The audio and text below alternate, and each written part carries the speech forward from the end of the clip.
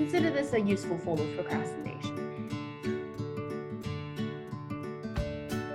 Hi everyone, this is Anqi from Simple English, and I am back today by myself to do a really quick, so this is on Zoom at the moment, this is all recording on Zoom, and I hope everyone's staying sane in their quarantine lockdowns, but I'm going to do a series of very quick videos about very important concepts to know in high school English, and hopefully when you guys are feeling like you don't have enough support from school, or when you just need that little bit of regrounding in terms of what to do for certain tasks, you can always come back to these videos and watch me talk to you while sipping coffee. So it's always, consider this a useful form of procrastination. So today what we're actually going to be doing is talking about a discursive text. So you guys should all be able to see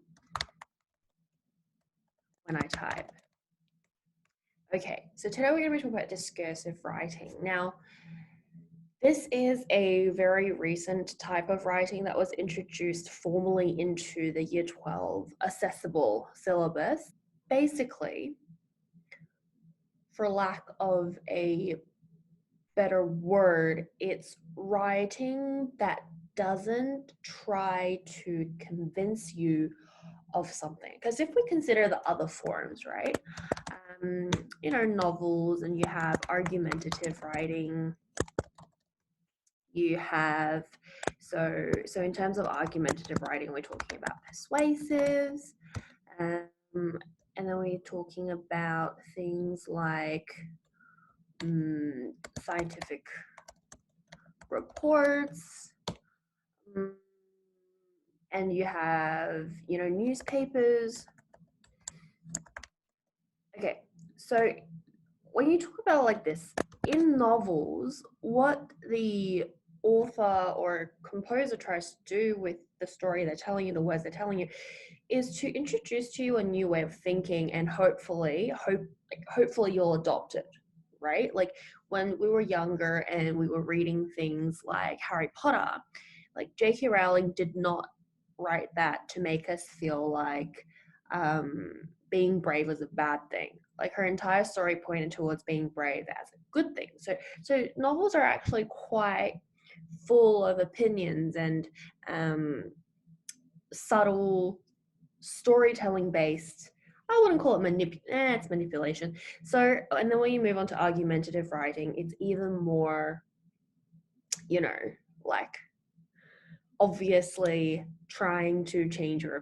People are basically trying to use their words to convince you about something, right? So there's a point. Scientific reports, they always try to test out a hypothesis. So there are some sort of aims. They basically wanted to prove their own hypothesis, and in publishing that, it first of all shares, the methodology, whatever they were doing, but it also kind of tries to say, hey, my hypothesis was correct. So there's like one uniting thing it's working towards. And with newspapers, even more, you guys would know, like newspapers are super subjective, and using language, it's trying to convince you that something, a certain event, is good or bad. And newspapers definitely are generally quite political. It's very hard to find a completely neutral paper. They're usually a little left or right-winged. And then, even if we move on to things like social media, Instagram, people are trying to convince you of something. So discursive writing has an aim of sorts, but it's not the same aim as everything else. Discursive writing aims to stimulate thoughts. It's trying to engage the reader in in considering an issue more deeply. Okay, say you're trying to talk to a 7-year-old, right? And they just learned at school, and they're like super excited to tell you all about recycling. And they're like, oh my God, we have to recycle all the time, and recycling is great for our environment, blah, blah, blah, blah. And then you, an intellectual, Understand that there's a lot more complicated aspects to that particular question. So you're trying to explain it to this child. You're trying to explain to a 7-year-old the complicated situation that is recycling. You're not trying to convince them that recycling is bad, because bad is like a very damning word, and recycling, a lot of the time it's not bad. It's a very good initiative, actually. But you also don't want to just kind of tell them that it's good, because in this world there's a lot of gray area things. Not everything is black or white, right? So discursive is something that encourages people to think a little bit more, to make people consider some more things before they just start putting their finger down and saying what is good and what is bad. So in this situation, what you might say to them is, we recycle a lot, right? We recycle all the time. And there's so much money has been put into kind of advertising for recycling. It's been like a nationwide, almost even like an international initiative that's been happening. But we really have to think about, is recycling, is it actually useful? Is it actually helpful? Does it actually achieve our goals? Now, when you're explaining to the 7-year-old or anyone in general, you're not trying to just give them, bare bone facts in the most concise way you can, because that would be really boring. You are trying to invite thought, and an invitation is supposed to be snazzy. So you're using a lot of figurative language, you're using a lot of different tones. Now, moving on, when we're talking about structuring the discursive, it's really important to remember that you're probably not going to have a thesis statement. Your thesis statement is going to be, it's complicated, right? So you're really just going to be beginning off with a lot of context. And you're basically trying to say, why is this relevant to talk about at all? Like recycling, seems to be great from the perspective, from a theoretical perspective, right? Reusing resources, that's awesome. But if you consider it from a very practical perspective, from the perspective of utility and utilitarianism, you have to consider the costs and the financial burden, and whether or not it's actually viable for a lot of people to recycle. And then as you continue with your discursive, you're basically exploring those perspectives. You're not exploring, once again, not exploring arguments. You're just saying, hey, this is this thing. And when I look at it from different angles, we see a different set of ideas, information, and data. And I'm going to be sharing that with you. So one of your paragraphs, I still kind of recommend using the Peel structure, because it just kind of keeps the same acronyms in your head. But just remember, for discursives, you don't have a point. Your point is to invite thought. So you're really getting the P for perspective.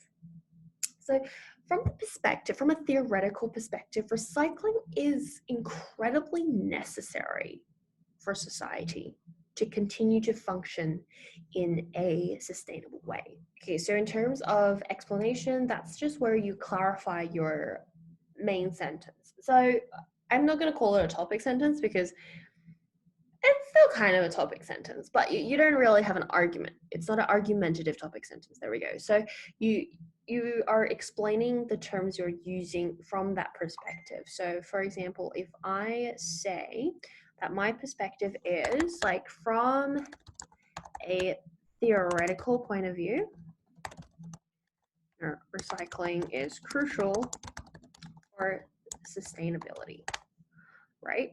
There's a lot of terms in there I actually haven't defined. So things like crucial, things like sustainability, and that's the kind of stuff that I need to be explaining in my paragraph. So explanation, I would say something like, at the moment it's not sustainable because a lot of the time we're using non-renewable resources in order to sustain our modern lifestyles. So without recycling, we would reach a point where ultimately it doesn't work. Like we can't produce items fast enough anymore. Like there's not enough supply to match up to the demand, and we will eventually run out of really what we now believe to be necessities. So that's my explanation. And then we want to put evidence behind that. So, like, how fast are we cutting down trees? Like, how fast are we using up our reserves of like metals and precious ores and coal? And then the final step is kind of like I like to link it to the next perspective, right? So it's like a linking sentence, but because you want your discursive to be a wandering of your mind, you want your link not just to go back and reinforce your argument because you don't have an argument to reinforce. You're linking it to the next perspective. So you would say something like, however, although this is great in theory, we must also learn to look at it from a realistic point of view. Like you have these various, those are not equal circles. For example, gosh, these are all points within the same span of like of a topic, okay? And what you're trying to do is like bounce around like this every single paragraph. So yeah. Whereas, for example, with an argument, it's like these are all of the possible perspectives, and I'm going to prove to you why this one is the best one. Okay. Until next time in our little short burst series.